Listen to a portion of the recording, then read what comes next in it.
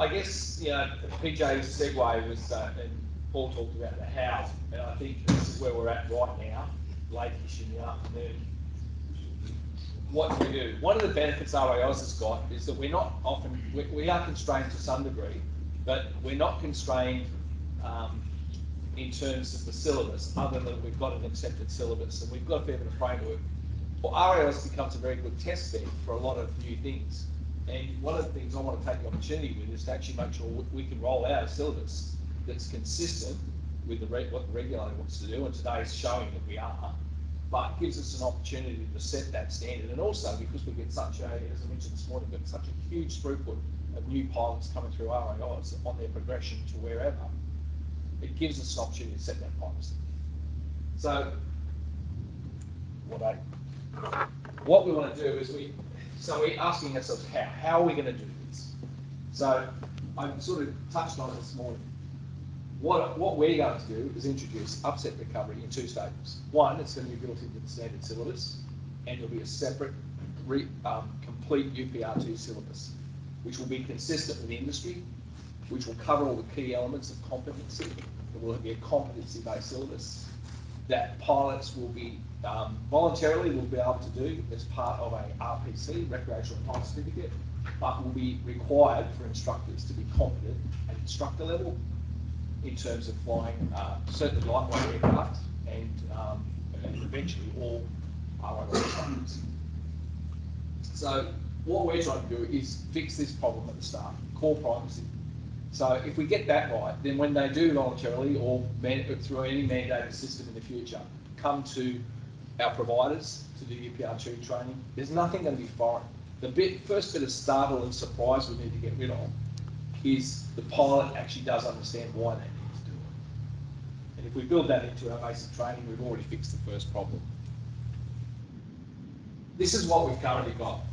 At the very end of the 3-axis syllabus, we've got this statement: manage abnormal situations and emergencies, a set of competencies. These are old competencies. Our syllabus hasn't been rewritten since before 2000, actually, other than for a couple of issues for utility and type training. There's really been nothing added to it. And you can see there are two elements there: recovery from unusual attitudes and spiral live recognition and recovery. That in itself doesn't even tell an instructor or a pilot what they need to know in terms of upset prevention. Would you agree? It's pretty loose. Now, we've got a number of RAOs instructors and CFIs in the room here. How do you teach that now?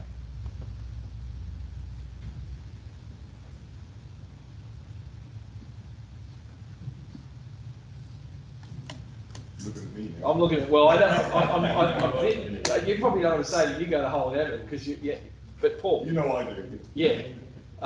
Perhaps throw back to you, Paul. Or PJ, even you're a senior instructor. Well, again, we teach it using the platforms that are available to us. Yeah.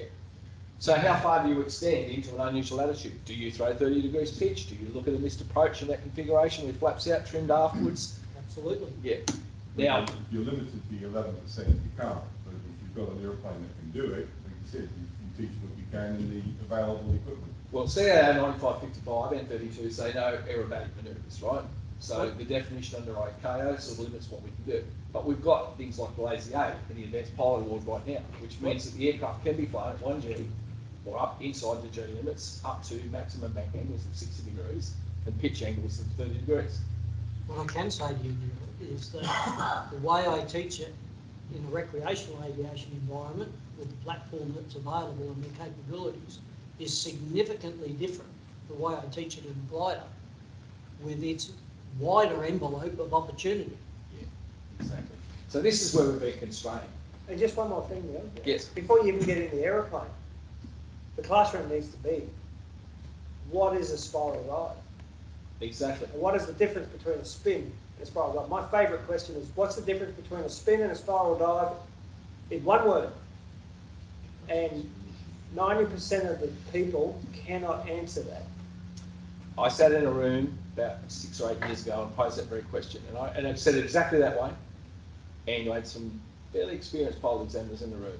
Not one of them could articulate clearly the fundamental 1-2 word difference. Stall, unstall. Now, that's, and again, this goes back to culture and competency and standards. Okay, not that none of, all of those people have been in spiral lives and been in spins or stalls, but their ability to articulate it in a learning environment is what I look for as an instructor, not what you're competent at. How well can you actually instruct somebody who doesn't know? That's the key. So, yeah, I just wanted to, because this is what we have right now, and this is what I'm building from as a base, and what we as an industry need to build from, certainly at our level. So, this is the question, and this is what we've been talking about. Why can't we introduce upset recovery and upset prevention, skills, awareness, decision making from day one? As an example, effects and controls. We talked about this briefly this morning. If we added one more element to effects and controls, whereby when we show somebody pitch change with elevator, we show them ailerons, primary, secondary, further effects, and we get the student to spend probably 0.4, at least half of that lesson, recovering from unusual attitudes, basic unusual attitudes. I'm not talking about 10-degree variations, 30-degree angle bang.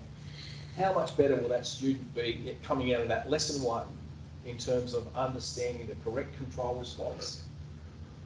I think most instructors would be doing that, no? No. I can tell you, I asked instructor candidates to deliver me effects and controls, just the first three, I guarantee you they don't. And I say, okay, my turn logs on, and they just get me to do a basic pitch change. They might get me to return it to the horizon.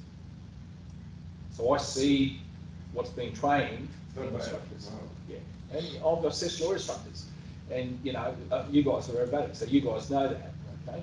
But I assess a lot of instructors, and I know straight away. What I've got to do with the aerobatic guys is tame it down a little bit, like in yourself. Because there's a middle ground, and this is a problem for the regulator and for us as an administrator. It's finding a set of standards that's going to work as a minimum, hopefully more than a minimum standard, but the best possible line of fit across the whole industry, from UPRT experts right through to 141 integrated schools. Neil, I think earlier somebody said we need to be changing the way that we're teaching. Was it you, Wayne? Somebody said we need to be... David mentioned as well. There's David, nothing wrong with the syllabus. Just a classic example on effects and controls. Not that we want to dissect effects and controls now in this forum, but when I see a lot of people trying to teach this or the way that it's delivered, they'll just go nose up, nose down, nose up, nose down. Like what we do, we experiment. And the last time I flew with a guy is I would pitch the nose up and hold it until the speed decayed to around about 60 knots from normal cruise of about 95 knots. So therefore the trim's not effective. If you just go pitch the nose up, pitch the nose down, the trim is going to look after the stick blow. But I'll pitch the nose up and hold the nose in the climb attitude, pitch the nose up to the climb attitude, see it's there, and then wait. And then let it slow down, then hand over to the student appropriately.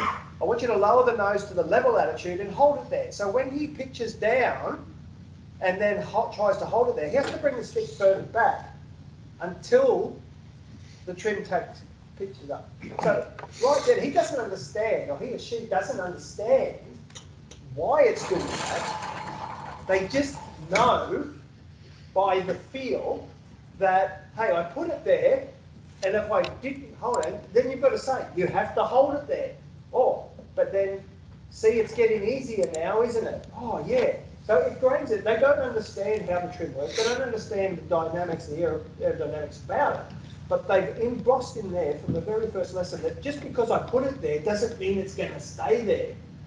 And they don't understand the relationship between airspeed and that. But that first thing is, oh, wow, that really, I had to actually fly the aeroplane to hold it there. So that's just, how are we doing it? And there's one example of somebody who understands the situation completely and how to immerse and get complete understanding through the very simple exercise, right? It's not asking anything to do anything more. This is what's written in the syllabus right now for RAIs. And Part 61 talks about primary effective elevator, primary effective. So they talk about it and then they have a competency part. That's what lives in there. Now, your interpretation versus another instructor versus another school are all over the place. So while we assume that everybody is teaching this sort of stuff, I can assure you that that doesn't happen. And we have no way as an industry of knowing that, other than flying with the product through a surveillance system, doing flight testing on those candidates, or waiting until there's a problem and then unpacking why the problem was there. So the best way to fix this is to start with the document that's got some power in both the regulatory system and in the MOS, and that is with the Syllabus supply chain. So if we actually extend what the skill is, not just what the control is, what the skill is, and we define that in the Syllabus supply chain, then we're a long way ahead of where we are right now. Make sense? Any comments on that? Agreed to an extent. So one of the great things of Part 61 is it actually outlined technical skills and non-technical skills. And it actually articulated those in much more detail. So we've got two parts of this equation to try and address CRM, TEM, all that, the management by the pilot of the airplane in terms of competency and a true competency assessment system. One of the things that we haven't done in our syllabus, being the old Car 5 adaptation, is we haven't broken these things down. So this is the opportunity I see, is to break down the syllabus, right? And if we do this right, from the first 6 lessons, what I call the 6 pack, then we're going to get to stalling and we're going to get to circuits with a much better pilot. We see stories from anyone from doing 10, 12 hours in circuits to first solo, to people that have done 30, 40, 50. In one case, we had 92 hours, and yes, there was an extension, but we see 20 and 30 hours in the circuit. Now, what's the definition of insanity? And the poor student, and the problem is, is that good for the industry? We've talked about vet fee people coming away with 150k debt and nothing to show for it other than an SPL. And the problem, if we keep doing things in the circuit trying to fix problems, all we're doing is entrenching the real problem. We're not actually fixing the key problem. If I see a student and I assess and they've done more than 3 sessions in the circuit and they're not flying a circuit, I say, let's go to training room. Something's not being embedded well enough, away from radio, traffic, navigational pattern around a circuit. You've got to get back out where you reduce the workload to increase the absorption of understanding. So that's the next thing. Now, a lot of our schools are already doing this. A lot of our schools are actually immersing our pilots in more upper airwork training before they get to this rush to circuit. And the effect is that we're finding less errors in primary control and secondary control. So we're seeing less potential development for loss of control. We're seeing pilots get to solo standing faster because they're working through the current competencies better because they've got the basic stick and running skills starting to be embedded. But the problem is that students see progression as, if I do lesson 1, 2, 3, 4, 5, I've got a 20-hour syllabus, I'm at lesson 6, I paid $1,000, I should be up to circuits now. That's an interesting one. We're seeing a similar Air Force Cadet program at the moment where we've got kids coming along for a flying training camp, and the expectation is that they will go solo in the flying training camp, and if they don't, it's letters to the minister, it's letters from the parents, it's that expectation thing regardless of policy. Yeah, so, and a few of us were just talking at lunchtime about social expectation, and I think it's a cultural thing. I call it the McDonald's drive-in, drive-out. We drive in, we pay our money, we look at a board, we get excited, we pay the money, we walk out. And that's got to happen in a 3-minute cycle, otherwise we're upset. We addressed that we had a big sit around the table for that, where the RAL syllabus says lesson 1, lesson 2, lesson 3. We changed the word lesson to element. Guess element what? 1, element 2, element 3. I've already changed it. Oh.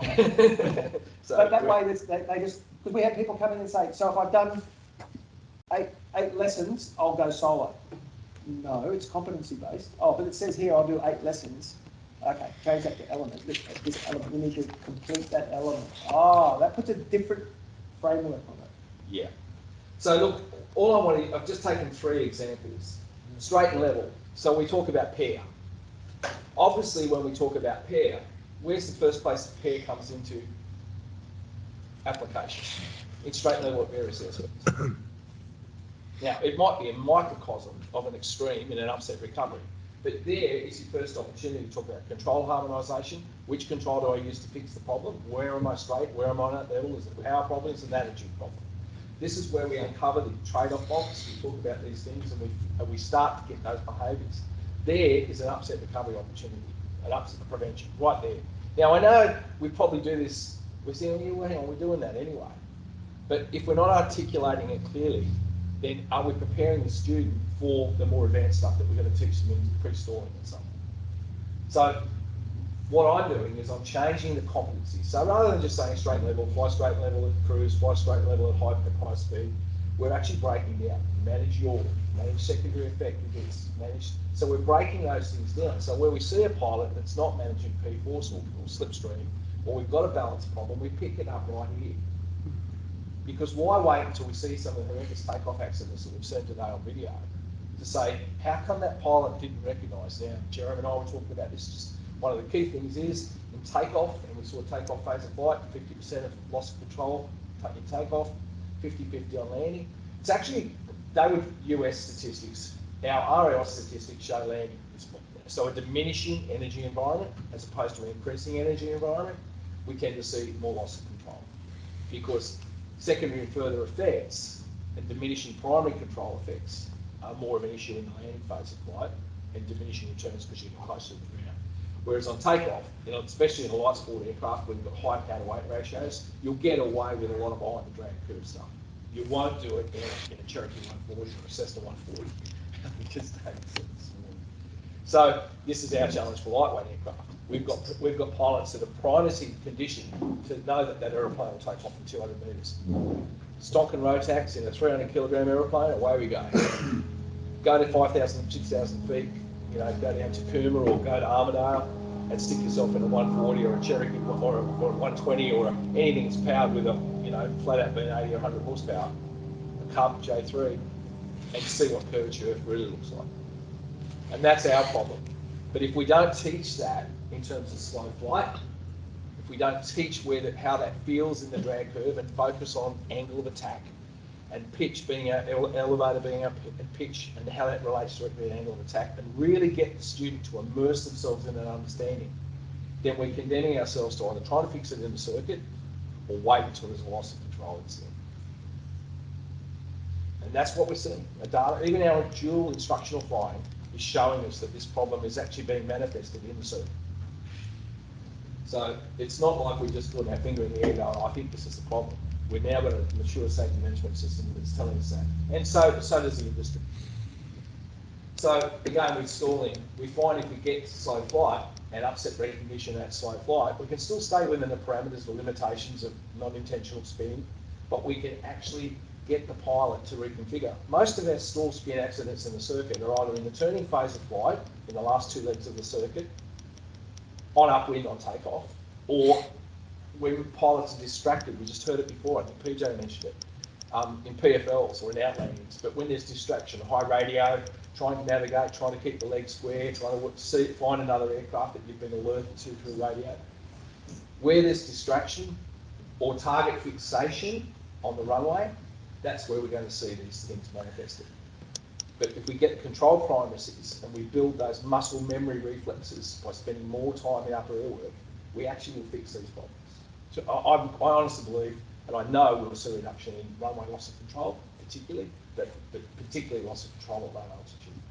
Now, just to clarify, it might not be more time in the upper air work, Better more time. effective That's time. right. So just to break that down a little further, this is what the focus, and this is the competencies. I haven't put the syllabus up yet, but I'm happy to share the syllabus as we develop it with people that are interested today, particularly the upset recovery syllabus for everyone in the room. But more time in up work, and I think you're right, more productive time, developing understanding of its primary and further effects.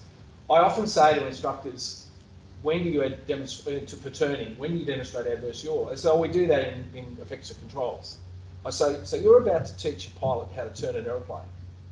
But the only time they've actually experienced adverse yaw is in that one element of secondary and further effect of armour. And now it could be 3 months later in their training, we might be a couple of weeks later in their training if we're lucky, And we're expecting that there's been an embedded primacy of understanding balanced flight from effects and controls. Can we see the problem? Now, I'm sure we all have our workarounds and we fix it in different ways. Mostly, as I'm seeing it, these things are being fixed in the circuit, but it's not the place to fix it. So, back when I was a kid, you know, apart from gliding and flying around, I just sat in the right-hand seat and was flying planes with Castle DCA, and liked it. But I probably had 100 hours of flying an aeroplane before I even had an STL. But it was all done upper airwork, flying between Armadale and Moree and Narrabri and landing on dirt strips, fixed two-way radios.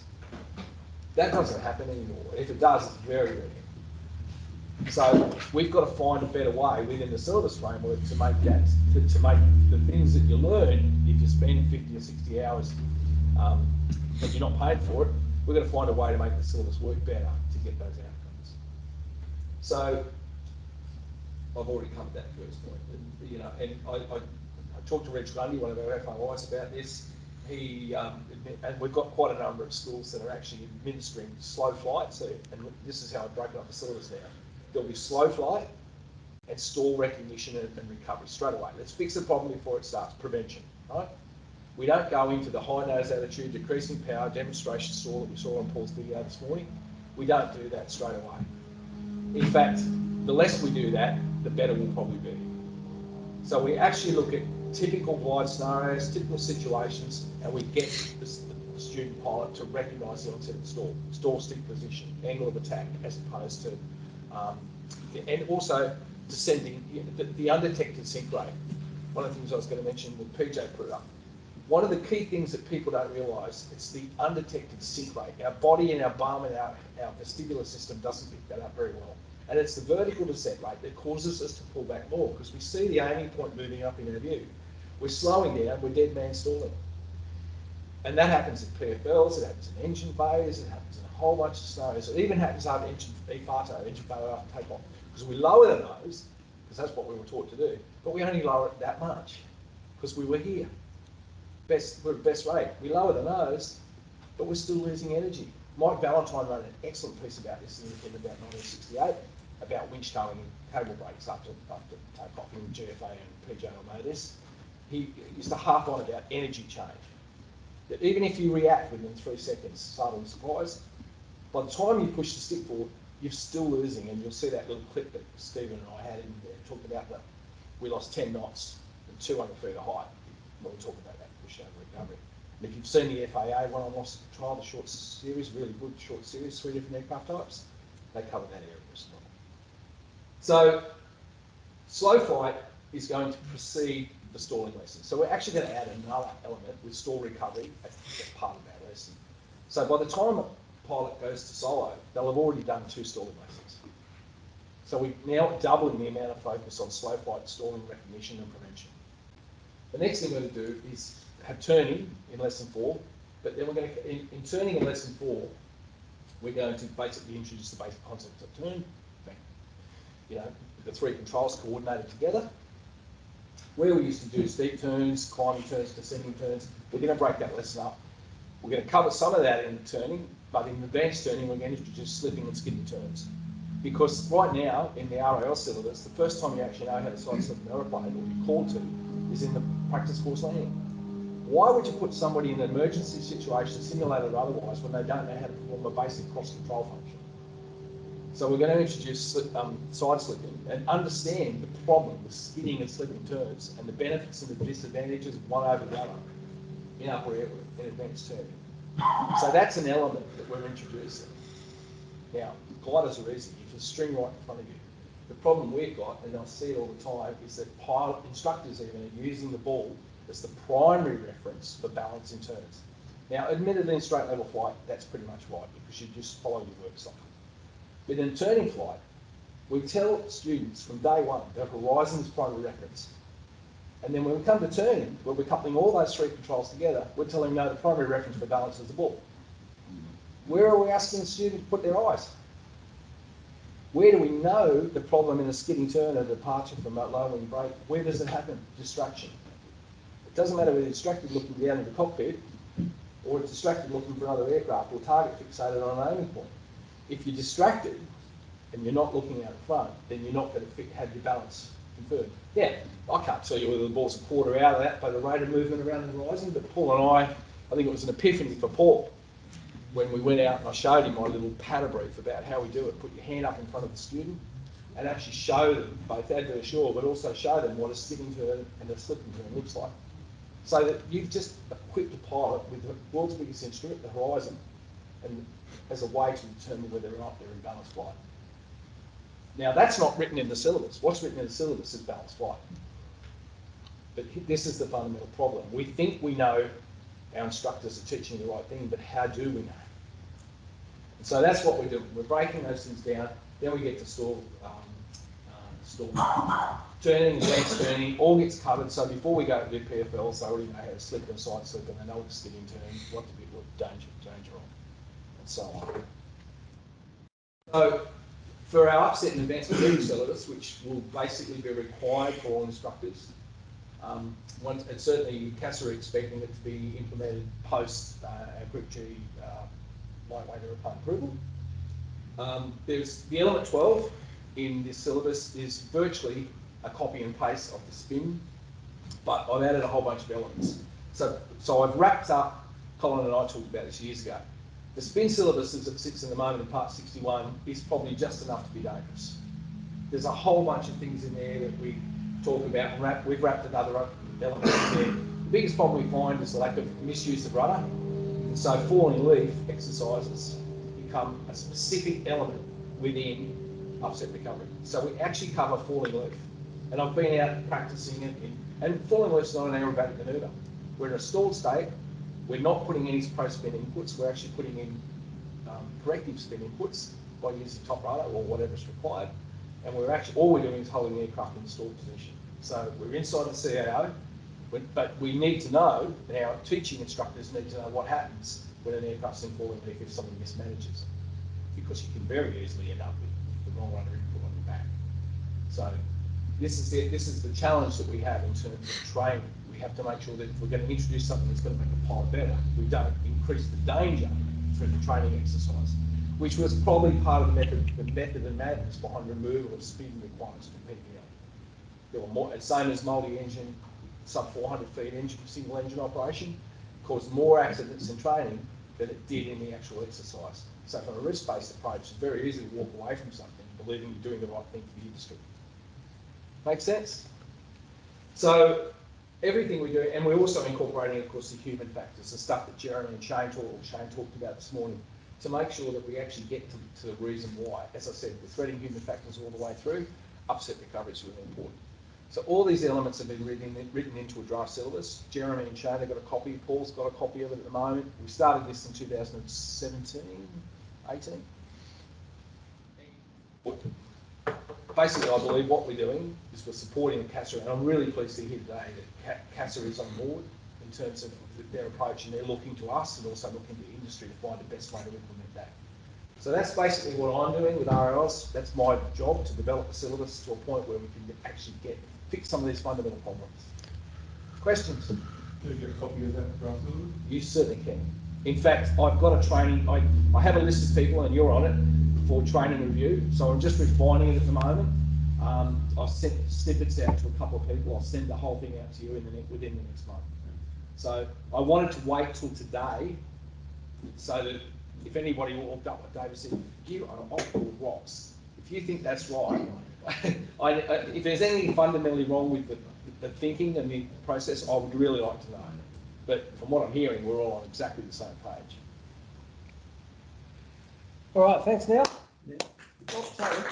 Sorry, excuse my ignorance. What is the minimum hours requirements for an RPC versus an RPL? It's almost identical. It's 20 versus 25, but the reality is you get an RPL, you come up with 20% passenger. difference, or 25 depending on what you do the maths. It's 25 hours, and with a passenger endorsement, which is implied in an RPL, it's 25. So it's 25 and 25. They're the same. Right. No other questions? Right, we'll have Do a, we get in 20 hours? Do we get many pilots through? Well, you guys know. You're the ones out there training. We don't get flight test data, so we don't get like a Pixo system. We don't get to see. Pretty basic if you can do it in 20 hours. Our audits show us that most pilots go through RPC in somewhere between 27 and about 38 hours. That's our median spot, and we do about 400 flight tests a year. Yeah. But we don't hit data on it. Yeah. So thanks everyone. Thanks for your time. So just to finish what you were saying, I had a student come from down south and they had 0.9 first lesson, effects of controls, further effects of controls, straight and level, climbing, turning and descending. 0.9 first lesson. Good. I want to go, that's good. They're good, they're cheap. Save money.